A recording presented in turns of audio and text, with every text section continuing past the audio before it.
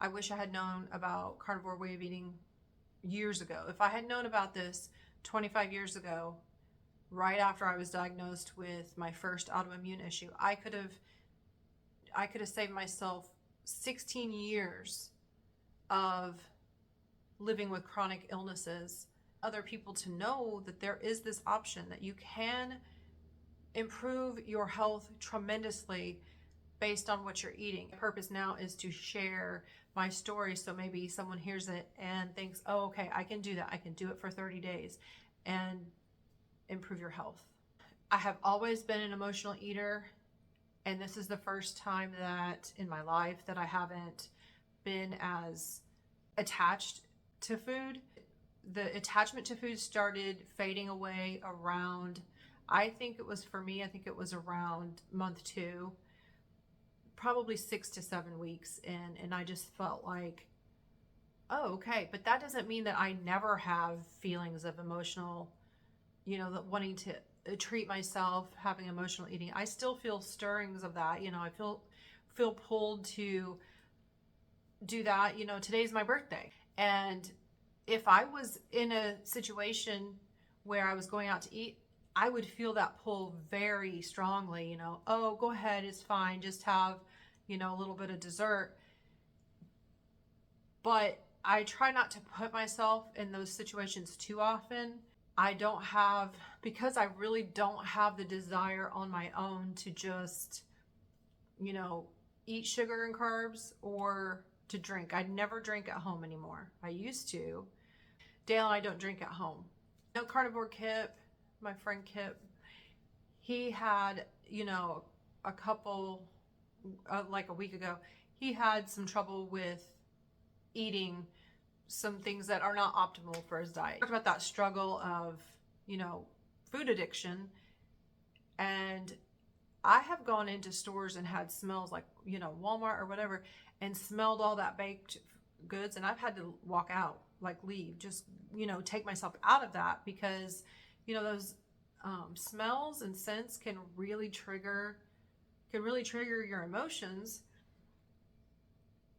But now it's great because Kip is focusing on his plan of what he's going to do now, and he's doing the sea lion diet. He went ahead and started, 2 days before September 1st because he wanted to get right back on track because he could tell what the junk food had done to his body and his brain. And now he has a plan, and so he's taken advantage of that, taken those action steps in his plan. He knows that immediately he could just start eating meat again, and once that junk food gets out of his system, he's going to feel a lot better. But it's so great because he could recognize what has happened to his body. And in the past, for me, if I'd had that, and same for me, as soon as I had, too much wine about a month ago, I knew immediately, oh, I don't want to do that again. I remember this feeling too well, and I don't want to feel like this again. I just don't want to deal with any of that again. It will make me sick again, and I'm not doing that. I'm not going back to that. My friend Kelly Hogan, she talks about, you got to focus on the positive, focus on the wins. Okay, at least we know and we have a plan. Okay, let's move forward. The next meal I have is going to be, beef, eggs, steak, deliciousness, bacon, butter, and I'm going to feel satisfied, and I'm going to be comfortably stuffed, and it's going to be optimal food for my body, and I'm going to feel better relatively quickly instead of just getting into that cycle of, oh, well, I might as well just start on Monday, or I might as well just start, let me keep doing this. Because that's the other thing. The wine didn't taste as good to me. It's the stupidest thing. Like, why would you force yourself to eat something? Why would you force yourself to drink something that doesn't even taste that good? Well, I know why. I know why I do that because, my brain wants that dopamine hit. This is something else that I think a lot of carnivores go through. I think it starts around month 6, month 7. I think our brains are telling us, oh, okay, well, maybe now you can moderate. Maybe now you can have this, or maybe you can have a little bit of this, because we're so used to our pattern of, okay, I'm just eating, whatever animals that I'm eating. I just eat beef, bacon, eggs. I don't eat a lot of different meats, but I have had a few more social situations where I really am feeling, oh, I'm the only one in my family, that in my extended family that eats this way. Maybe I could have a little of this or a little of that. I know, because you get into a routine, and then if you get out of your routine just a little bit, or you're maybe going, like for me, I went into a situation that I hadn't been in for months, and like I just couldn't moderate it. And that's okay. That taught me a good lesson that nope, I can't do this. I'm never going to be able to do this, especially around specific groups. Laura Spath talks about this in one of her videos. You have to figure out in your brain what's causing it. What is your trigger? What is the root cause? Basically, what is the root cause of your emotional eating? With that, I know Laura talks about, she'd been on, I think, carnivore since 2018. And then by the time we got to 2020 and the pandemic and everybody's home, you're completely, if you get into a situation where you're completely out of your routine or out of your element, it's harder to stick with your way of eating of carnivore. Like for me, traveling, going on vacation, going to big celebrations, those are events that I'm not in very often. So I have to consider, okay, why am I nervous? Am I anxious? Is that what's causing me to want to drink or to eat? Until I deal with the root cause of what is, pushing me to, oh, maybe just have a little bit of that or that, it's going to keep coming up.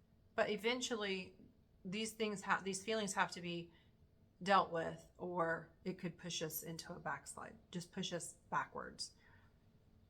But thank goodness, at least I know I always have a plan that I can always immediately just eat eggs or bacon or, beef immediately, like a hamburger, and be full and happy, Thank goodness I have that action plan. Like Carrie says, captain of my own ship. So does it get easier? It just changes. Some things get easier while other things come up and they can be more challenging. So yes, it does get easier, but that doesn't mean you're just scot-free. I feel like I'm a teenage carnivore because I've been a carnivore for about 7 months. I started in the middle of January 2023. And I have experienced great healing. I wish I had known about carnivore way of eating years ago. If I had known about this 25 years ago, right after I was diagnosed with my first autoimmune issue, I could have saved myself 16 years of living with chronic illnesses. So much, just that I want other people to know that there is this option, that you can improve your health tremendously based on what you're eating. It has healed my depression and anxiety, like high anxiety. It has helped all of my autoimmune issues. I have lost weight. I am metabolically healthy the first time in probably 17, 18 years. My blood pressure is in great range. I'm no longer pre-diabetic.